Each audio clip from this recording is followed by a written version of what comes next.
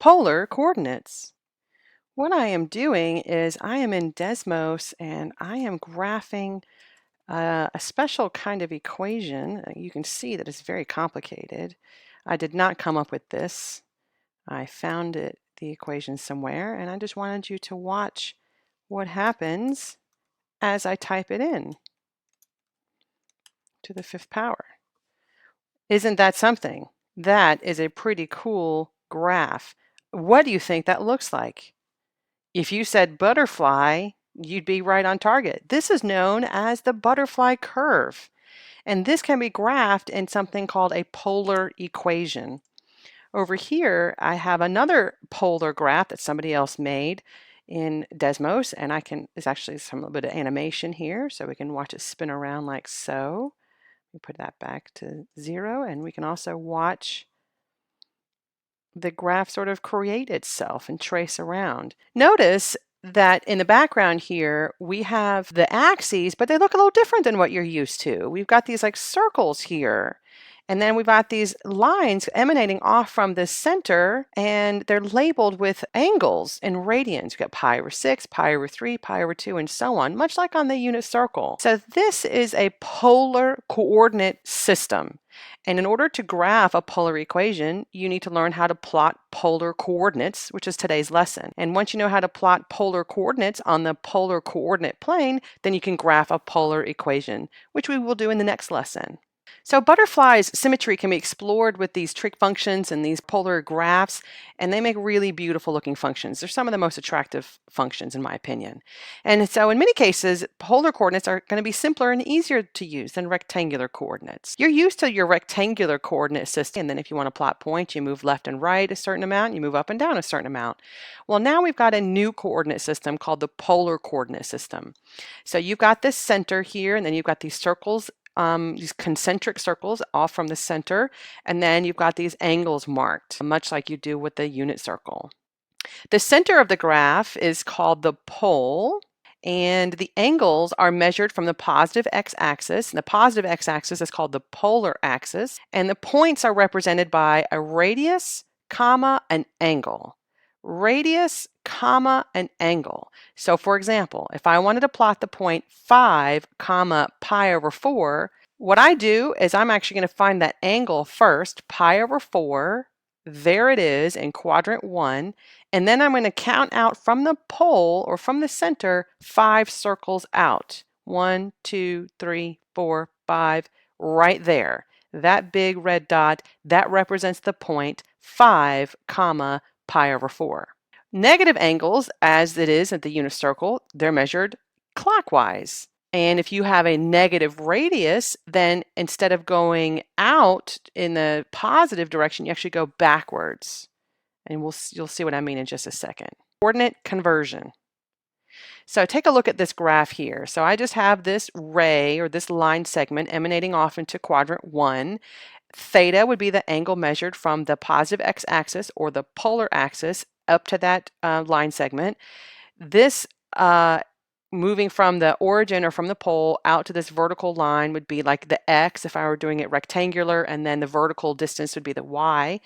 But then the radius, of course, would be like the hypotenuse of that right triangle. So a couple of questions for you. If you knew what x and y were, how could you find r? And if you said use the Pythagorean theorem, you would be correct. So x squared plus y squared is equal to r squared. What if you had x and y and you wanted to find theta? If you said use SOHCAHTOA, you would be correct. You could say that the tangent of theta is y over x. So you should write these two things down. To convert from rectangular form to polar form, you can just use these two relationships, the Pythagorean theorem and the tangent, or basically SOHCAHTOA. Next question. What if you had r and you had theta and you wanted to find x? So in other words, you have a polar coordinate and you want to convert it over to rectangular coordinates. If you said use SOHCAHTOA again, you would be correct. So you could say that the cosine of theta would be x over r, the adjacent over the hypotenuse. But then if you wanted to isolate the x, you simply just need to multiply both sides by r. So x is r times the cosine of theta. What if you had r and theta and you wanted to find y? Well, if you said use sine of theta as y over r, you would have been correct. And there you have y is r sine of theta. Write these two relationships down. If you wanted to convert from polar form to rectangular form, you can use these two relationships. So here's example 2. We want to convert the point 2 comma pi to rectangular coordinates. So I'm going to start with saying, well, I know that x is r times cosine of theta. I substitute 2 for the r and pi for the theta. Cosine of pi is negative 1, and then the negative 1 times 2 is negative 2. So the x coordinate in the rectangular form would be negative 2. Now for the y coordinate, we're going to use y equals r times sine of theta. So that would be 2 times sine of theta, or 2 times 0, which is 0. So the rectangular coordinates would be negative 2 comma 0. Now, if you think about this visually, if you were to graph the point 2 comma pi on your polar coordinate system, you would just be on the horizontal axis out 2 units from the pole, which rectangular just means negative 2 comma 0. So it should make sense. Now for number 3, to convert back the other way. So I have a rectangular coordinates and I want to go to polar coordinates. So I'm going to use first the Pythagorean theorem, and feel free to draw yourself a sketch of the point to get to visualize it if you want to. So using the Pythagorean theorem, we figure out that r is going to be the square root of 2. And then for tangent of theta, or for finding theta, we can use the tangent is y over x. And so y over negative 1, or excuse me, 1 over negative 1, and then the inverse tangent of that would be 3 pi over 4. So you're looking at where on the unit circle is your tangent equal to negative 1, and the first place that happens would be 3 pi over 4. Now, and so the coordinates are root 2 comma 3 pi over 4. Now, if you said that theta was negative pi over, no, that would be, yeah, negative pi over 4 or 7 pi over 4, that's going to take you down into quadrant 3. So you need to remember that in the rectangular form, this is why a picture would be helpful. In the rectangular coordinate, negative 1 comma 1, that puts you in quadrant 2. So you need an angle in quadrant 2 whose tangent is negative 1. And so 3 pi over 4 is the best answer there. Now, of course, you could also say 7 pi over 4, but then go out to negative root 2. That could also be a solution. Okay, let's talk about polar and rectangular equations. So here are some examples of polar equations, and we'll get more into this into the next lesson, but you can see that they're very cool looking graphs that you may have never seen before. So to convert between polar and rectangular equations, a few things. If you're going from polar to rectangular, or excuse me, from rectangular to polar, your goal is to express the equation in terms of r and theta. So you're going to solve for r or r squared in terms of theta. Now, it doesn't really matter which one you do. It really just depends on the problem, whether you're solving for r or you're solving for r squared. And then if you're going from polar to rectangular, your goal is to write the equation in terms of x and y. Some of your strategies include to multiply both sides by r or even to square both sides. And for both of these situations, you're going to want to look for opportunities to substitute this relationship where r squared equals x squared plus y squared, or x is r cosine theta and y is r sine theta. So first, let's do rectangular to polar. Here's our first example. We're just going to convert y equals 6 to a polar form. Seems a pretty simple example. What I'm going to do is I'm going to substitute this y for r sine theta. So I'll have r sine theta is equal to 6. And like I said before, the goal is to isolate the r. So if I just divide both sides by sine of theta, I'm going to have 6 divided by the sine of theta. You could leave it like that, but would be a bit more sophisticated if you were to turn that into 6 times the cosecant of theta. And there you have it. Pretty easy example there. Okay, let's have a look at number 4. X squared equals 4y. So this one's more complicated. So what I'm going to do again is I'm going to substitute the x for r cosine theta. So the whole thing squared. And then y is r sine theta. That square over there means that both terms are squared. So that's going to be r squared times cosine squared theta. And let's just call that 4r sine theta. Now, since our goal is to isolate the r, let's put both terms on the same side of the equal sign and set equal to 0. So we have the r's on the same side. So I'll have r squared cosine squared theta minus 4r sine theta is equal to 0. Now, both terms have an r in them, so let's factor out that r. So r times r cosine squared theta minus 4 sine theta is equal to 0. And here we can use the zero product property or the null factor law, and we'll have r is equal to theta, or excuse me, 0, or r cosine squared theta minus 4 sine theta is equal to 0. Now, r equals 0, that's just the pole. So we really don't need to consider that at all because it's nothing. And then for the other term, we're going to now isolate the r. So I'm going to add that 4 sine theta to the other side. So r cosine squared theta equals 4 sine theta. And then divide both sides by cosine squared. So I have r equals 4 sine theta divided by cosine squared theta. And now you might recall that you can split that up a little bit and call that 4 sine theta over cosine theta, and then pull the other cosine off to the side like so. And oops, there's a theta right there. So what we actually have then is 4 tangent theta secant theta. And there it is. We have isolated the r. And again, because this is r equals 0, that's just the pole, we can just ignore it because it's nothing. Let's take a look at number 5. Pause the video and see if you can do this one by yourself. All right, I'm going to substitute r cosine theta for the x, and then the r sine theta for the y. And then both terms are squared, so r squared cosine squared theta minus r squared sine squared theta equals 16. They both have an r squared, so we factor out the r squared, and we're left with cosine squared theta minus sine squared theta. That might seem familiar to you. Hopefully it does, because that is one of your cosine double angle identities. Let me write down that identity off to the side here. So there's one of your, remember there were 3 of them for the cosine double angle identities. So I'm going to now make this substitution, and we're going to call this r squared times cosine of 2 theta equals 16.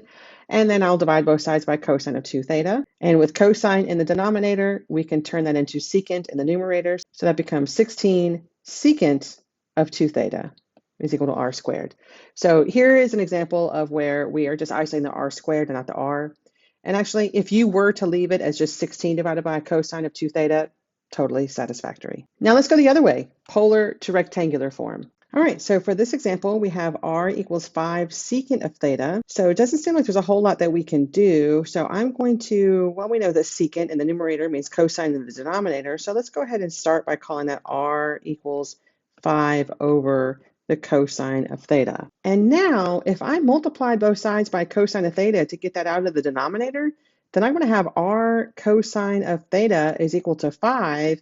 And remember, r cosine of theta, that's equal to x. So I simply have x is equal to 5. So it's a deceptively kind of simple example here. And again, you want to look for those opportunities to use those r cosine theta, r sine theta, or r squared equals x squared plus y squared. Okay, let's try the next example. So here we have an r to the first power, so I don't have an r squared to use, and I have a cosine theta, but I don't have an r next to it. So what I'm going to do here is I'm actually going to multiply both sides by r. So now I'll have r squared on the left-hand side, and then I'll have 5r plus 4r cosine theta over there on the right-hand side. So I like the r cosine theta because I can make a substitution there. And of course, r squared, I can also make a substitution. So now I'm going to have x squared plus y squared for the r squared. And then I have the 5r, and then the r cosine theta, that's just x. So I'm making good progress here. I made a couple of substitutions, but I still have this r. So that's kind of a problem.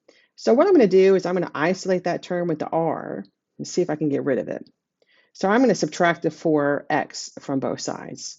So now I'm going to have x squared plus y squared minus 4x is equal to 5r. Now I know the easiest way for me to get rid of r is if I had an r squared. So let's square both sides. I know it seems like it's kind of magic. What I'm doing here is I'm just deciding to multiply both sides by r. Sometimes I'm deciding to square both sides. But that's one of the things that makes it difficult. You just have to look for strategies that you can use in order to make the substitutions that you need to get rid of the r's. So this is now 25r squared. And then r squared, of course, is x squared plus y squared. So we don't have to make it real pretty at the end here. We're just going to leave this as 25 times x squared plus y squared. And on the other side, we're just going to repeat this. And we're just going to leave it like that. If we have a lot of time and we have a lot of patience, we could certainly expand that. We would need to write it twice and then do all that distribution. And we can distribute the 25, and we can put everything on one side and set it equal to 0 if we wanted to. But it's really not necessary. Let's just leave it there. Once we got rid of the r, we're just going to leave it like that. So here I wanted to show you that if I were to graph the 5 plus 4 cosine theta, in a polar system, then we would get that cardioid right there. And then if I were to graph this crazy function in a rectangular plane, and this is what's called an implicit equation. So you couldn't graph this in your calculator because your calculator won't graph them, but you can graph this in Desmos or something similar, and you're going to get the exact same looking graph. Isn't that cool? All right, in this example, I have r equals 4 over 1 plus sine theta. So I'm going to multiply both sides by that 1 plus sine theta to get rid of that fraction. And I'm going to have r plus r sine theta is equal to 4. And well, this is a good sign. I do like that r sine theta because I know that's equal to y. So I have r plus y equals 4. And just like in the other problem, I'm going to isolate that r so I can square both sides. So I have an r squared. So let's isolate the r. That's going to be 4 minus y. And square both sides, I'll have r squared equals 4 minus y squared. And then we can make that substitution for r squared. So x squared plus y squared is equal to 4 minus y, that whole thing squared. Now, you could leave it like that, much like we did with this other problem over here, but I'm actually going to show you that it would not be that difficult to clean it up a little bit so that you can get it in a form that you will recognize. So if I expand on the right-hand side, x squared plus y squared equals, that's going to be 16 minus 8y plus y squared. And so from here, we can isolate just that y. And look at this. I've got a plus y squared on the left-hand side and a plus y squared on the right-hand side. So if I subtract y squared from both sides, those are just going to become 0. So now I have x squared equals 16 minus 8y. I'm going to add that 8y to the other side and subtract the x squared. So now I have positive 8y equals 16 minus y squared, and I'll divide everything by 8. So that's going to be 2 minus, let's call this 1/8 x squared, or x squared divided by 8 if you like. And this should be something that you recognize. It is actually the graph of a parabola that opens down because of the negative, and then that 2 is going to shift the whole thing up so that we'll have its vertex at 0, 2. And then it's going to be much wider than its parent graph because of that 1/8 right there. Over here, you can have a look at it. So here in red, I have the graph in polar form, and you can see it's a downward opening parabola. And then down here in purple, the same equation in rectangular form, and it's a downward opening parabola. So the same graph in polar form and in rectangular form, the equation in polar form, equation in rectangular form.